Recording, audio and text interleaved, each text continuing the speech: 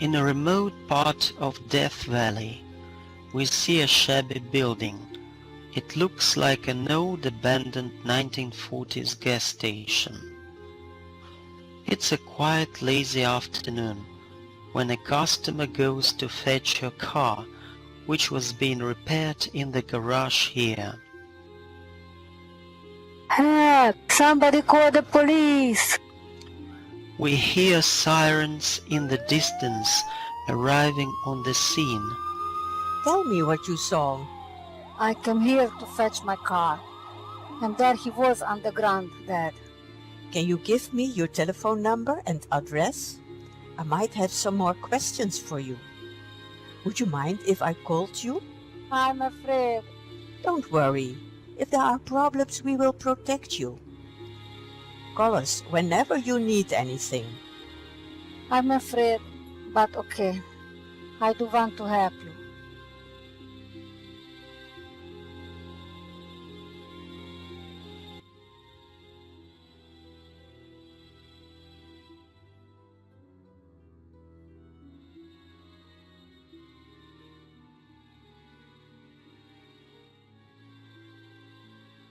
The victim is Victor Valentine, brother of Charlie Valentine. Their parents ran a very successful gas station back in the day. When they died, the sons let it go completely. It's a disaster. Charlie never sets foot in the gas station. Victor uses it to make money, repairing cars when he's not too drunk to do so. Both those Valentine sons are losers. They have lots of enemies as well. Let's listen while Detective Samantha Smart questions the victim's girlfriend Ethel. Hello, ma'am. Thank you for coming into the station today. I'd like to ask you a few questions. It won't take long, just a formality. No problem. What was your relationship to the victim? He was my regular boyfriend. I was about to leave him. He was a loser. Oh, really? Why would you say that? He was lazy and never had a cent. Besides, he has had a mistress for years. The jerk. Interesting. Tell me about this mistress. She's the hag who married that banker for his money.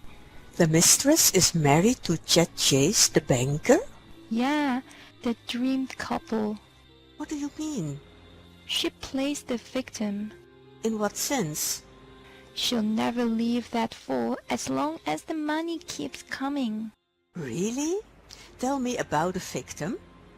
But why does he never leave her? Tell me more. He promised me for years that he would marry me. Interesting. Yeah. I have wanted to kill him many times, wouldn't you? Of course, I want to kill him. He kept me hanging for years. Oh, really? He's a cheater. In what sense? He kept lying and telling me they were finished. Again and again he did this. Did he? And it was always a lie. He never broke up with her. Not once.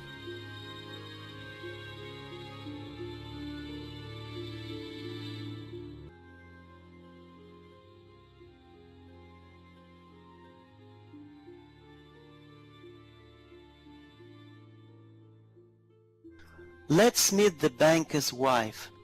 She has been described as very jealous and angry about the victim's involvement with her girlfriend Ethel.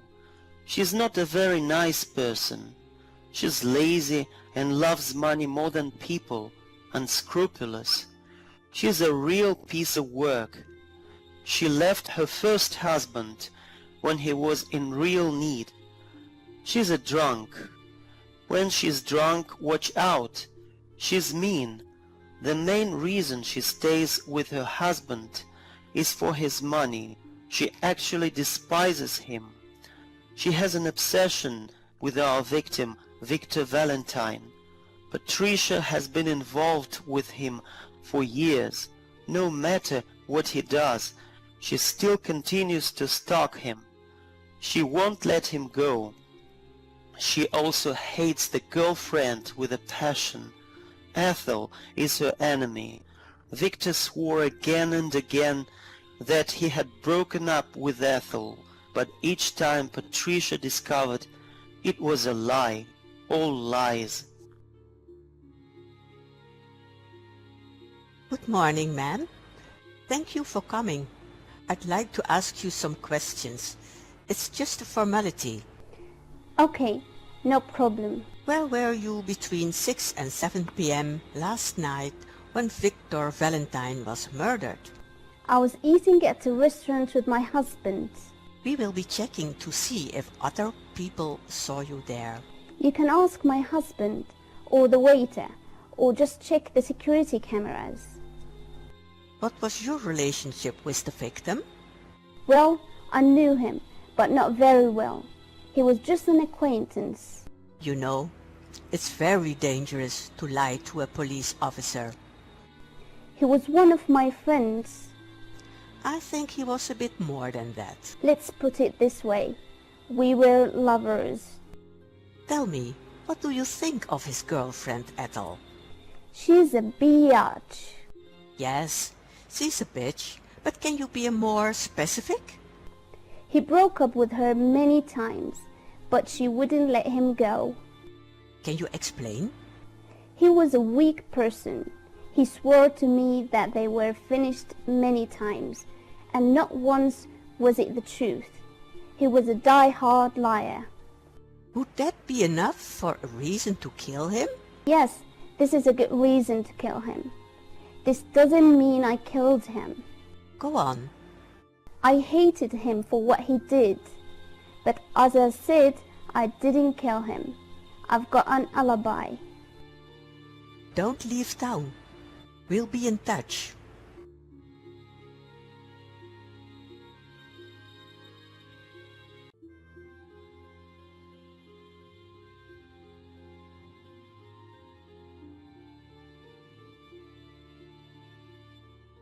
Chet said he and his wife were eating together.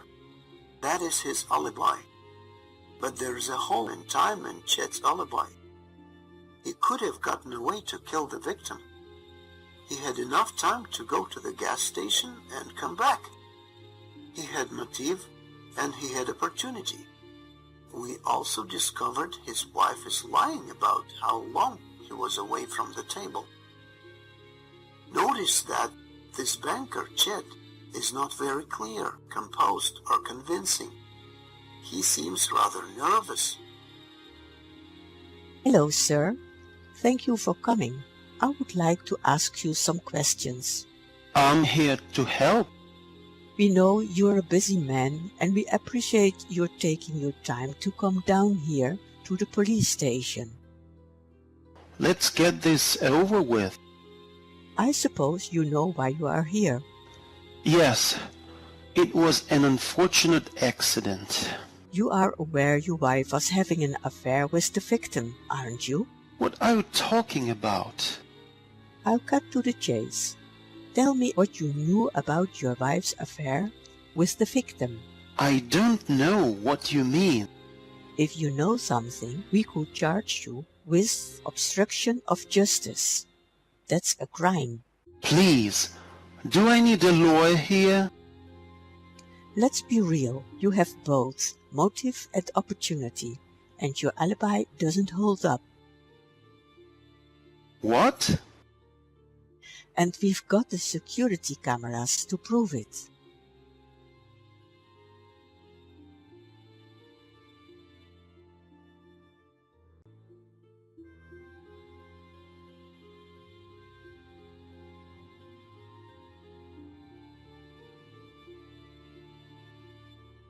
You have both motive and opportunity, and your alibi doesn't hold up. What? And we've got the security cameras to prove it. Are you sure you want to continue with this fairy tale? Okay. Isn't it time for the truth? I've always known that she was cheating with him. Did I hate it? Definitely. But it wasn't enough of a reason to risk everything. We checked out your alibi and there is a problem. How can you account for it? What problem? You claimed you were outside having a smoke for 7 to 10 minutes, but we studied the footage from the security camera. What do you mean? As a matter of fact, you were gone twice as long as you claimed. This time lapse coincides with the time of the murder. What are you accusing me of? Nothing. However, everyone is a suspect at this point. Should I be worried? Do I need a lawyer? You had motive and you had opportunity, so you remain a person of interest. Are you sure you want to stick to your story and you haven't left anything out? If I were you, I would have a look at that brother of his, Charlie Valentine, a real tool. What does Charlie Valentine have to do with this? Charlie and I have been plotting behind Victor's back to take back the gas station. It was all Charlie's idea. Go on. I was having a hell of a time getting old Victor to pay his property taxes. How so? The bank has carried him for years out of respect for his parents. We were considering taking the property in court, but that is complicated. Go on. One day, Charlie approached me behind Victor's back. He told me he could get Victor's signature. That would turn over the ownership of the gas station to the bank. Victor's brother would get half of the ownership for closing the deal and taking this problem off my desk. Was that the only reason you wanted to take Victor's property? No, I wanted to take everything he had for having an affair with my wife. I thought of killing him many times. Seriously? But I didn't do it, I swear. Why did your wife lie for you about the time you spent outside smoking? She knew I would look guilty, and it scared her. Okay, Mr. Chase, don't plan on leaving town anytime soon. We'll be in touch.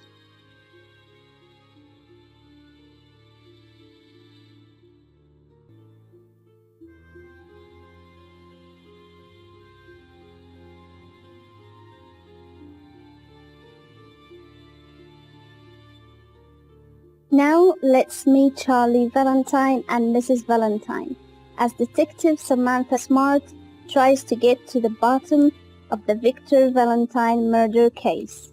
So far, we have a love triangle between Victor Valentine, Patricia Chase, and Victor's girlfriend, Ethel. They all seem to have motive enough to kill Victor Valentine. Then we have a plot by Charlie Valentine and the banker, Chet Chase, to take the victim's gas station. Now let's watch while Detective Smart interrogates Charlie and Mrs. Valentine. We searched your house. We found some evidence. Does this map look familiar to you? Did you even have a search warrant? Don't worry, ma'am. We know what we're doing here. I know this looks bad. I can explain. This map clearly indicates there is probably $1 billion worth of oil under that gas station. People have killed for less. Yes, Victor and I had our differences. But I would never kill him. I think you and Chet Chase plotted behind Victor's back to seize the property and profit from the oil. That leaves you as our main suspect. That's not true. We did not plot together to kill Victor for the oil. Chet didn't even know about the map or the oil. My wife and I were the only ones who knew the map and the oil existed. But I swear on my mother's head that I did not kill my own brother. Mrs. Valentine, Where were you last night between 6 and 7 p.m. when Victor was murdered? I was at home with my husband. No, honey. Remember, I went out to the store. That's right. I have receipts. And the security cameras must have seen me. That proves I didn't do it. And what about you, Mrs. Valentine? You stupid idiot! You've ruined everything. I gave my life to you. I did this for you, for us. I have suffered all these years. I had to do something about this terrible life you have given me. Oh my God. No. We had all that money buried there. You know, Victor would never have given you a cent of it. I had to get rid of him. I just had to get rid of him. How could you do that? He was my brother.